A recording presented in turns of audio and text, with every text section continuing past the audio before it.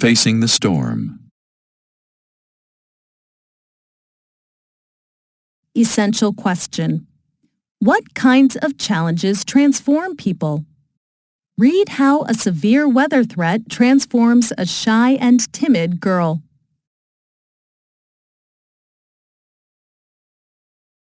Isabel Moreno sat carefully inserting papers into a folder. She had been at the Gateway Nature Center's office all morning and was weary of filing. She wanted desperately to work with the animals, especially the injured birds that the center rehabilitated. But her mom, who was the assistant director of the center, said Isabel was too young and there was no time to supervise her. "I've been a weekend volunteer this whole school year," Isabel thought. "I know more about birds than almost anyone here," she said to herself with conviction, recalling as evidence the extensive research she had done reading books and websites on natural history. Then she sighed. She had never been good at speaking up for herself, and who would listen to a shy seventh grader anyway? Suddenly the quiet was shattered by Amy Jensen bursting in and letting the door slam. Isabel felt herself shrink. Amy, who had been a volunteer a bit longer than Isabel, was 16 and strutted around like she owned the place. "Hey, Isabel, I've got a job for you," she barked, planting a hand on Isabel's shoulder. Isabel recoiled from Amy's touch, but she willed herself to remain still.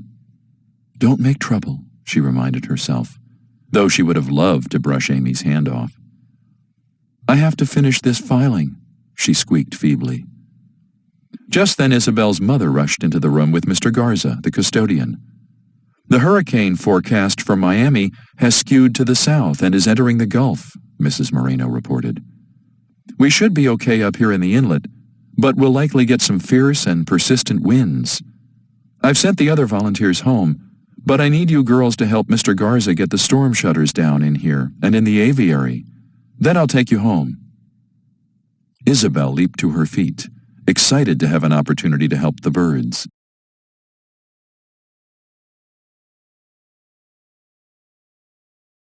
Mrs. Moreno's cell phone jangled, and she answered it at once, listening intently.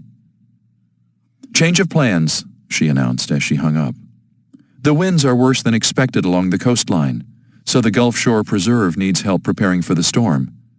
I've got to go down there with the staff. We'll take the inlet bridge, so we shouldn't be gone long. Stay inside with Mr. Garza after you get the storm shutters down, and call me on my cell if there are any problems," she directed as she dashed out. Amy crowed that she was now in charge. Isabel groaned inwardly but said nothing. Mr. Garza and the girls worked quickly and were soon back inside, listening to the wind batter and rattle the shutters. When Mr. Garza found an emergency weather report on the computer, a worried expression crossed his face. "A storm surge is heading our way, right up the inlet," he announced. "We're in for some flooding." Authoritative as ever, Amy called Isabel's mother to tell her the news, but she sounded flustered when she hung up. "The surge has flooded the bridge, and they're stuck there," she gasped. "What do we do?" Isabel was unnerved that both Mr. Garza and Amy seemed so panicked, but after silently considering the dilemma for a few seconds, she roused herself and said calmly, "We should move the birds to the reptile house. It's on higher ground." As she strode out of the building with Mr. Garza and Amy following, she caught a glimpse of the satellite image on the computer. The vastness of the storm nearly filled the entire Gulf now.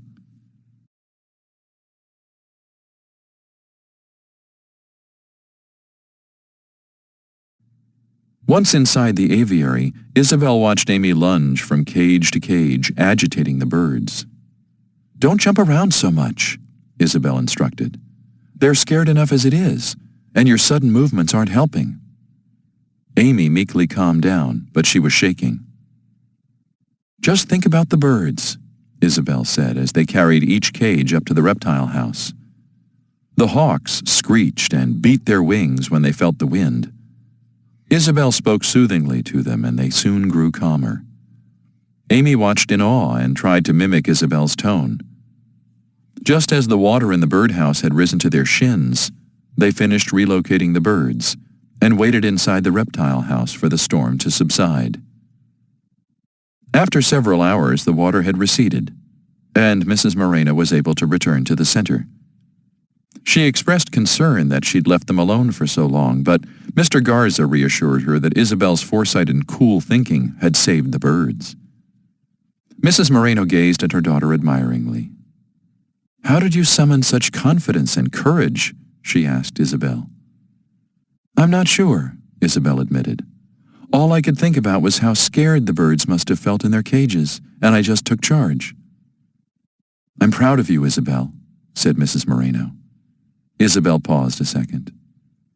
"I guess I'm proud of myself, Mom."